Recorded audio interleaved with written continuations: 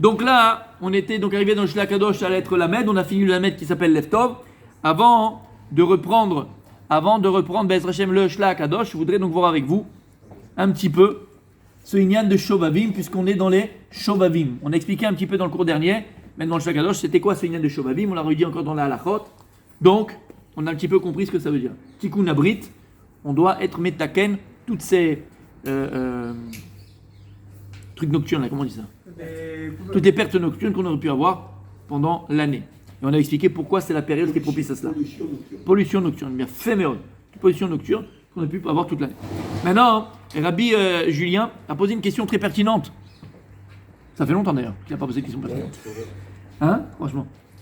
Et il a dit, mais en fait, alors comment on est metaken? Comment on est metaken? Comment? Ok. Donc on va voir comment on peut être metaken. Mais c'est que les pollutions nocturnes, c'est pas Que les pollutions nocturnes. Quoi, c'est quoi? Non, ou bien les autres trucs. Mais moi je m'arrête là, chez Michement, on n'est pas des. Quand même. Oh. Non, d'accord. Mais même le reste. Si quelqu'un il fait une avéra avec une femme. Non, d'accord, mais ça je voulais même pas. Tout ce qui est lié à ça, mais nous on s'arrête. On s'arrête à ce qui peut nous parler à nous, mais pas. Voilà. Non. Aïe. Top. Première étape. Heureusement, sinon il n'y a pas de chouba, non? Bien sûr. Première étape, mes amis, on va donc se baser sur le sefer qui s'appelle Yesod Tzion, qui c'est un des livres du Rav Mutzafi. Le Rav Mutzafi, Shlita, extraordinaire. Et il dit première etza, qui est difficile pour nous peut-être d'appliquer, mais on va voir, on va donner quelques petits conseils, même dans ça il donne des conseils. Mais en tout cas, il y avait un minag kadoum, minag depuis des millénaires, que pendant cette période-là, pour réparer, puisqu'en vérité on a compris, c'est une période de teshuva, tu viens de le dire, d'accord? C'est une période de teshuva, mais qui est ciblée, tu vois? C'est pas une teshuva, tu fais teshuva par rapport à ça, par rapport à toutes les interdits sexuels. Alors il dit, première etza, à chaque fois qu'on veut faire teshuva, qu'est-ce qu'on fait? Qu'est-ce que les chachamim ont trouvé pour nous permettre de réfléchir à ce qu'on a pu faire, même réparer? Non, c'est quelque chose de tachles, concret. Qu'est-ce qu'on fait en général quand on demande kapara, slicha, kapara? Il y a tzedaka, on va le voir plus tard. Il y a fait, c'est pas maintenant. Il y a avant autre chose. On va le voir tout après. Il y a fait, on va voir Teilim aussi, mais avant ça. Et c'est dit? On va voir, il y a beaucoup de supplications à faire, c'est un peu Teilim, c'est vrai. Mais une autre chose que l'on fait en général quand on veut demander pardon, on va faire teshuva. Que Chachamim ont décrété à chaque fois. Dans les phases même, c'est pas une phase, admettre Non, pas dans les phases. Non, c'est quelque chose de concret qu'on doit faire. Un fait, tu veux dire? Ouais, quelque chose qu'on fait, ça fait partie du pardon. Il fait? Il a fait, mais c'est pas ça. C'est plus tard, on verra ça. Mais c'est pas ça maintenant. Une des choses que l'on fait, il a fait meurtre aussi. Tzedaka, c'est très vrai. Télim, on va le voir tout de suite. Alors ça va dans Télim, je mets ça dans Télim. Non, c'est une chose concrète que l'on fait à chaque fois. Quand il y a un événement tragique et du Ham Israël et on veut faire teshuva.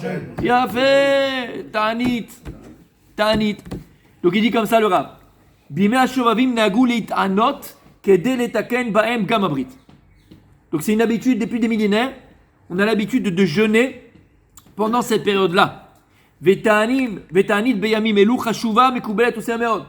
Et plus que n'importe quel autre moment, les jeûnes que l'on va faire pendant cette période-là, ils sont désirés par Akadosh Baruch Hu et ils ont un grand impact. Alors écoutez bien. Alors, il y en a qui vont jeûner, comme on a dit, c'est quoi Shovavim? C'est Rashi Tevot, Shemot, jusqu'à Parashat Mishpatim. Mais il y en a qui ont l'habitude de même jeûner, Shana Meuberet, jusqu'à Trouma et Tetzavé. Ok. Ou Michamat Koshi Ata'aniot. Alors, vous entendez ce qu'on dit là? C'est-à-dire que le minag, c'est de jeûner tous les jours, de Parashat Shemot. On mangeait le soir, hein, comme le Ramadan. Comment? Ramadan 3 mois. Ouais, c'est de Shemot jusqu'à Parashat Mishpatim, jeûner tous les jours. Mais il dit, ou Michamat, voilà, c'est pour ça que c'est difficile. Mais il y en a qui le font encore aujourd'hui. Hein. C'est dur, hein. Mais un mois et 3 semaines. C'est dur. C'est pas 3 mois, mon tzaddik, hein, c'est pas 3 mois. Hein. Non, c'est un mois. C'est un mois et 3 semaines. Un mois et 3 semaines. 8 semaines. C'est à peu près 40 jours. Un mois et 3 semaines. C'est à peu près 40 jours, c'est 40 jours. 8 parachas et 8 parachas. Ça fait 40 jours. Non, c'est Non, pas c'est 56. C'est 6 parachutes. Non, 6. Quand il y a Shana Meuberet, ça fait 8. S'il n'y a pas Shana Meuberet, ça fait 6. Ça fait 40 jours à peu près. 40 jours. Je suis pas besoin de jeûner, frère, je suis parfait, moi, frérot. Et il dit Umichamat Koshi Atanit, Yesh Noagim Litanot Bahem Lefarot Be'amim Sheni Bechamishi. Il dit, comme Behemet, c'est difficile de jeûner pendant 40 jours, de jeûner pendant un mois et demi, toutes ces parachiotes là. C'est quoi le jeûne? Commence à l'aube jusqu'au soir. Et après le soir, tu manges. Déjà, c'est plus facile. Mais il y en a que c'est difficile pour eux. Alors il dit, il y en a qui avaient le minag, comme c'est difficile pour eux, de jeûner Sheni Bechamishi. Le lundi, au soleil, et le jeudi, aussi. Mais l'école à Pachot, il est marret Bachila Beshia. Et malgré tout, c'est bon pendant cette période-là de diminuer un peu son train de bouffe. C'est bien de diminuer. Pendant un mois, tu fais un petit régime. Pendant un mois et demi, tu manges moins, tu bois moins. Et c'est d'Afka à ce moment-là que tu auras la kavana quand tu manges encore plus que d'habitude, à prendre des forces pour servir Kadosh Borou. Et moins avoir l'ana, parce qu'on l'a compris, d'accord? Toutes les pollutions nocturnes qu'une personne peut avoir, et je m'arrête à ça sans parler après que la personne a pu faire des abérotes, d'accord?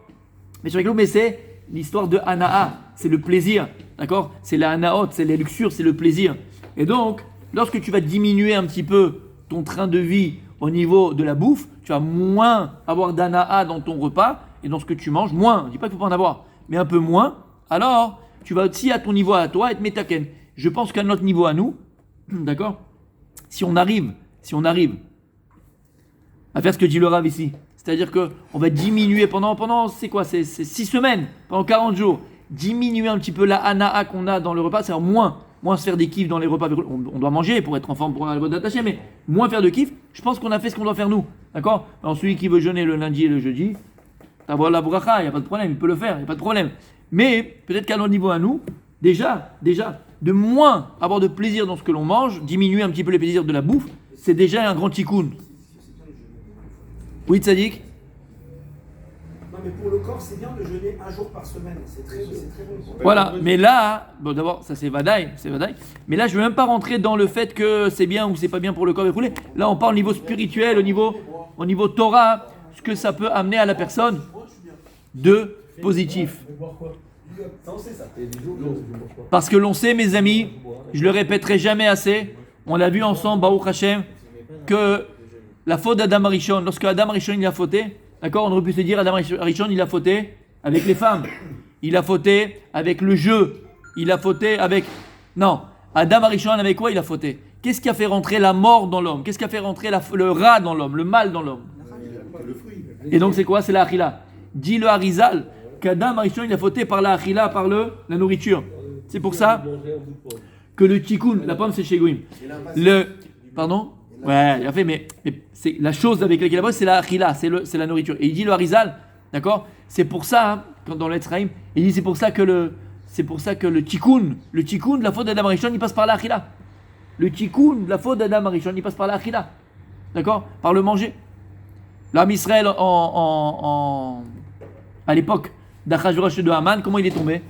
Par le michté. D'accord? Ça commence toujours par un bon petit repas. 31 décembre. Yaakov qui est ça. Yaakov, il a fait face à des familles. Exactement. C'est lié à ça, Israël. Ouais, bien sûr. C'est pour ça que Haman c'est le calcul du Nachash. Et il a fait, t'as tout compris. Haman mina Torah minaïn, Aminaetz, il a fait meod. T'as compris ce que tikkun, on devait être le tikkun. Il a fait meod, kol hakavod. Ok, donc ça c'est premièrement.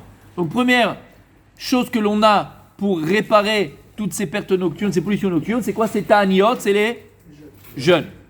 Deuxième, écoutez ce que dit le Rav. Kriyat Tehilim, la lecture des Tehilim. Et vous allez voir comme c'est magnifique quand je l'ai vu, quand je l'ai revu, parce qu'on a vu déjà. Il est vraiment fait pour ça. Hein. Oui, bien sûr. Non, mais ça, on en parlera à la fin. Il a fait. Bien sûr qu'il est fait pour ça.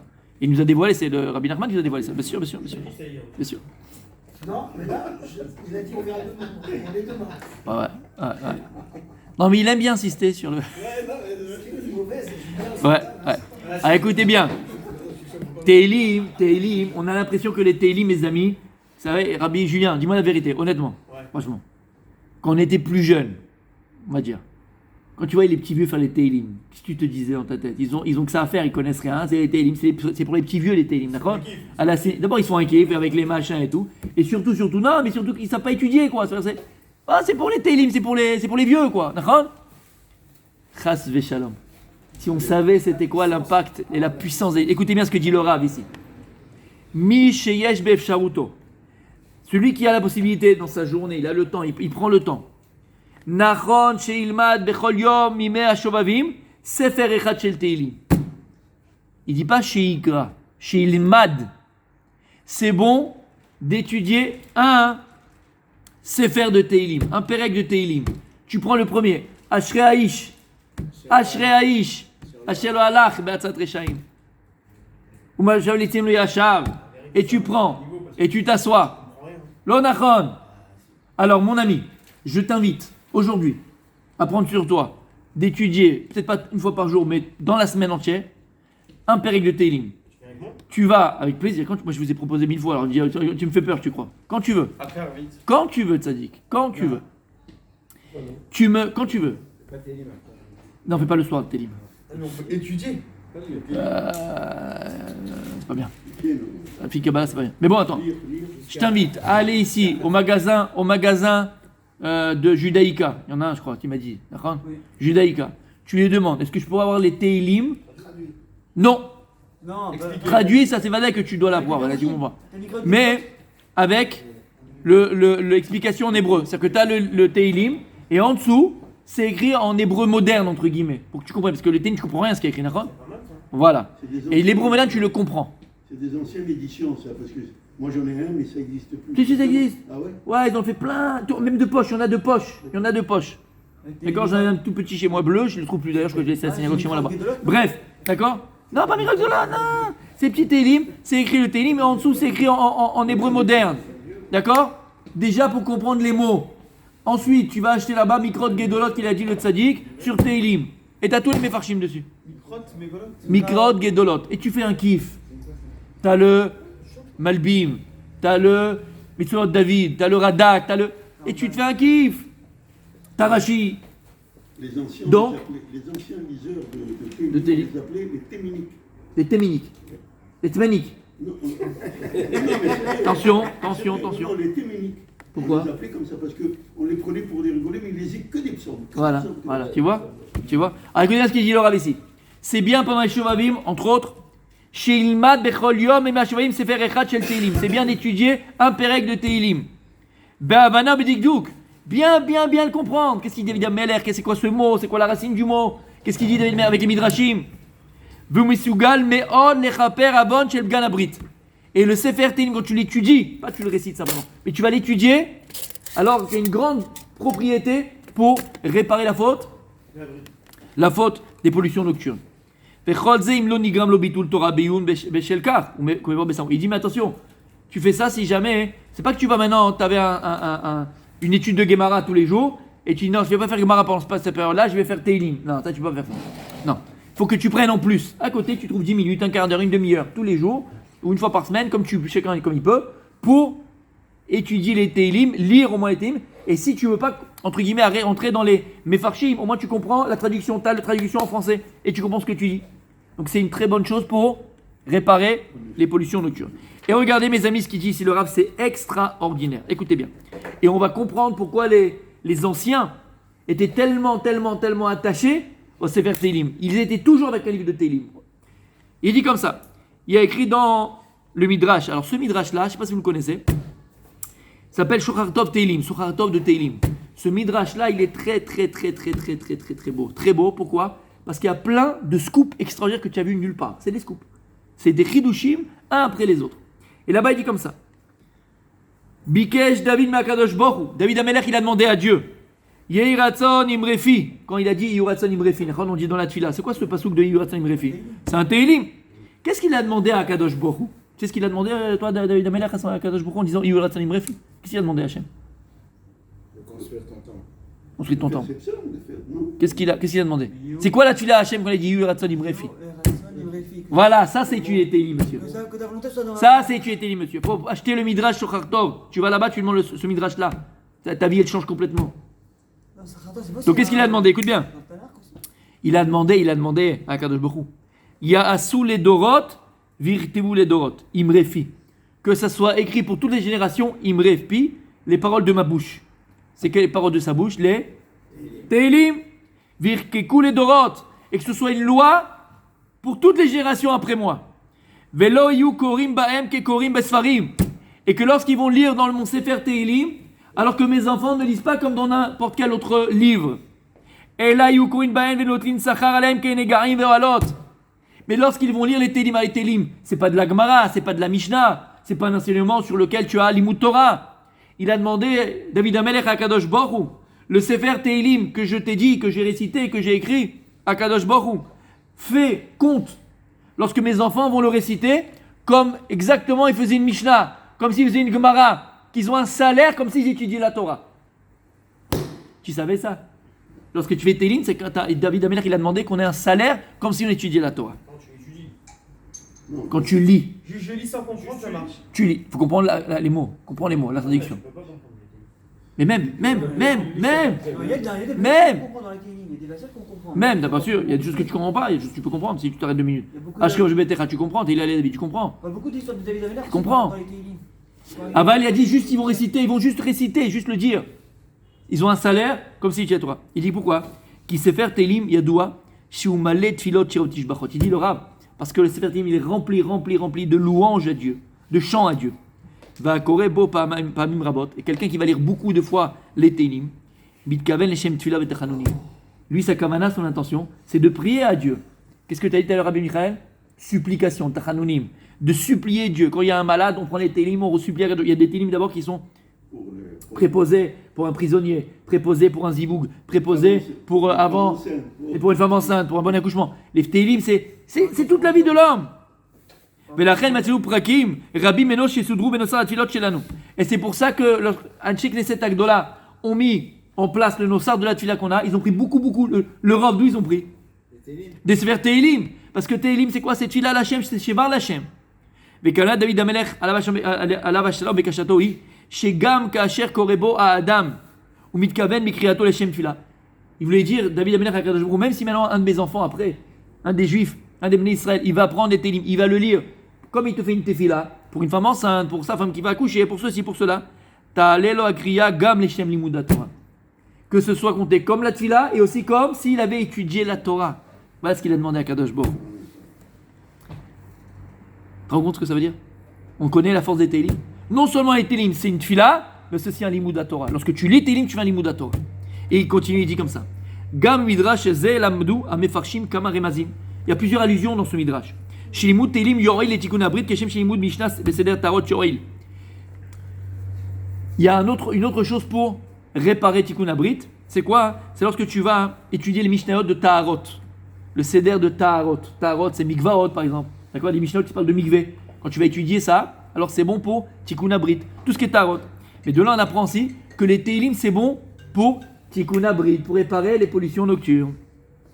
Comme il dit le Chida dans son livre Yosef Beseder, il dit l'ilmod bimashomim lefachot sefer echad mitilim bechol yom. Il dit au moins étudier un perek tous les jours de Teilim, au moins pendant cette période-là. Et c'est comme on a dit, il dit pourquoi? C'est cette période, à partir de cette période-là, la brioute, parce que comme on a dit, Vele shemot bene Israël abem Mitzrayima, sofet tevot bene seyud Israël islamed, baim c'est même et Mitzrayima c'est he. Ça fait quoi? Mila. Mila c'est la Brit Mila. Et donc c'est pour ça que c'est un moment qui est propice à cela. Et il termine, il dit comme ça, écoutez bien. Il dit, le Chida, au nom de Rabbeinu Ephraim, Kol haomer teilim bechol yom, kilu kiyem kol haTorah kula. Il dit le Chida, celui qui récite les teilim tous les jours, c'est comme s'il avait accompli toute la Torah kula. C'est bien de prendre sur soi tous les jours. Dans la prière, on fait des Teilim. C'est celui-là. À part ça, il faut que tu aies un céder de Teilim. Prends sur toi, si tu peux. Prends sur toi, si tu peux, Rabbi Aaron. Si tu peux, Rabbi Aaron. Tous les jours, prends sur toi. C'est quoi? 2 Teilim. Tous les jours, je fais 2 Teilim.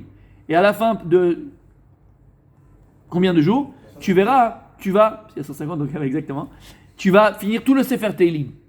C'est bien d'avoir un seder de Télim. Tous les Gdolé Israël, ils ont un seder de Télim. Le Rav Steinman, 5 par jour, ça fait 150. tu te rends compte? C'est fini. Dans le livre, moi, je le fais tous les jours, je le fais en un mois, c'est marqué. Il y a Télim du jour. Voilà, par exemple, il y a fait merde, et après tu as fini en un mois. Exactement. Le Rav Steinman, dans son seder de tous les jours, il avait 1 heure de Télim. Pas 5 minutes, 1 heure de Télim pour l'Arm Israël. 1 heure. Le Rav Steinman. D'accord? Pour te dire, c'est pas pour les petits vieux qui savent pas lire. Télim, on sait pas la portée des Télim. On sait pas la portée des Télim. On sait pas.